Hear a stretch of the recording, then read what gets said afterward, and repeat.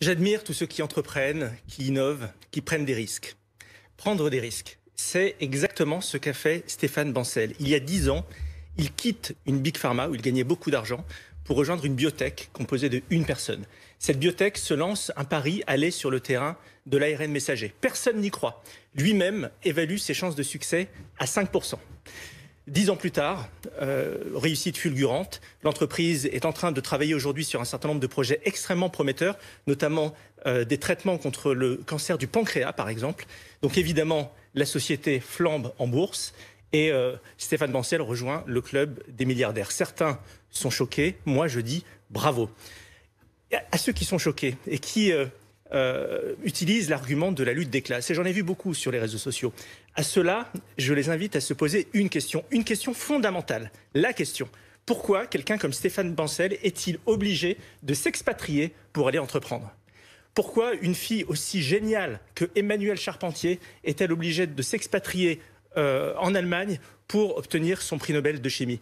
Pourquoi la France, qui jadis était le pays qui attirait les innovateurs, les chercheurs du monde entier, est aujourd'hui un pays dans lequel les cerveaux sont en train de fuir? Pourquoi la France exporte ses bac+9 et importe des bac-5? C'est ça la question qu'il faut se poser. La France a besoin de plus de Stéphane Bancel. Nous avons besoin d'innovation, d'entrepreneuriat et de prise de risque et de milliardaires s'ils le méritent. Je vous rappellerai quand même que Stéphane Bancel a été formé dans une université française. Il a fait nous produisons les meilleurs ingénieurs du monde. Paris, mais nous produisons les meilleurs ingénieurs du monde, les meilleurs mathématiciens du monde. Nous les produisons en France. Universitaires. Effectivement, il y a un problème d'investissement public dans la recherche, et c'est l'investissement public dans la recherche qui permettrait effectivement de garder nos chercheurs en France s'ils étaient en particulier davantage principe de dotés en précaution, moyens. prise de risque, non, c'est pas vrai. Lien avec le monde du privé, c'est un vrai état d'esprit. Il y a un problème de salaire. Non, c'est une question d'état d'esprit, c'est pas une question de salaire. Il y a un problème effectivement de... Il y a débat d'ailleurs sur le brevet au moment où il y a débat sur le brevet d'ailleurs et la licence des vaccins et autres. Quoi. Ouais. Non mais ça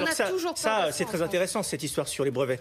Là encore une fois, c'est un débat qu'on n'a qu'en France. Ceux qui exigeraient que les brevets deviennent publics, est-ce que vous pensez que si les brevets deviennent publics, est-ce que vous pensez que ces boîtes-là qui aujourd'hui, un type comme Stéphane Bancel qui a mis toute son énergie pendant 10 ans pour obtenir ce vaccin, est-ce que vous pensez qu'il aurait déployé cette énergie s'il se dit je vais faire une trouvaille et au final elle sera dans le domaine public? Évidemment non.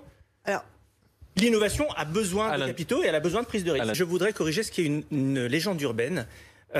Souvent, on calcule la fortune des patrons, la fortune d'un patron. C'est pas sa fortune personnelle, ça. C'est pas l'argent qu'il a dans son compte en banque. Ouais, c'est la valeur de la valorisation de son entreprise. Ouais. Ce qui veut dire que tant qu'il n'a rien vendu, ça ne veut rien. Virtuellement, c'est un patrimoine professionnel. Ce n'est pas de l'argent qu'il est allé voler aux uns et aux autres. Ça change rien. Ça change rien. Ça s'appelle le principe. C'est choquant en temps de milliards. C'est choquant en temps de milliards. C'est choquant parce que ça veut dire que la négociation en termes de prix des vaccins, en termes de délai de livraison des vaccins, a pas été bien menée. Mais ça n'a rien à voir. Mais regardez comme votre démonstration est pernicieuse. Je vous parle d'une réussite entrepreneuriale exemplaire. Je vous parle d'un entrepreneur qui a tout lâché il y a 10 ans et qui est en train de potentiellement révolutionner la médecine, qui a pris tous les risques. Et vous me répondez spéculation financière. Le PDG a dit qu'il avait 5 milliards d'euros de liquidité. C'est rien à voir avec la spéculation, là. De liquidité. Ça veut dire qu'il y a des bénéfices. C'est dans son entreprise. Et qu'il y a un taux de marge. C'est pas son patrimoine. Vous confondez la trésorerie et le patrimoine. Je parle de la trésorerie de l'entreprise. Il a dit qu'il avait que l'entreprise était très solide et qu'il y avait une situation de trésorerie de 5 milliards pour 2,5 milliards investis. 5 milliards de liquidité sur une trésorerie d'entreprise après la production d'un vaccin, oui, c'est beaucoup. Mais qui a révolutionné le monde de la médecine. Remettez les choses. C'est beaucoup par rapport à 2,5 milliards d'investissements. Calculer le taux de marge, je pense que vous pouvez le faire. Ça fait 2 fois l'investissement, c'est beaucoup. Suite à notre discussion et la prise de position de Rafik Maty. Donc peut-être qu'il faudrait effectivement revoir les marges à la baisse et s'interroger. J'espère pour eux qu'ils vont s'interroger sur l'accès aux vaccins à tous et à toutes. Qui vous profiteront et qui nous profiteront.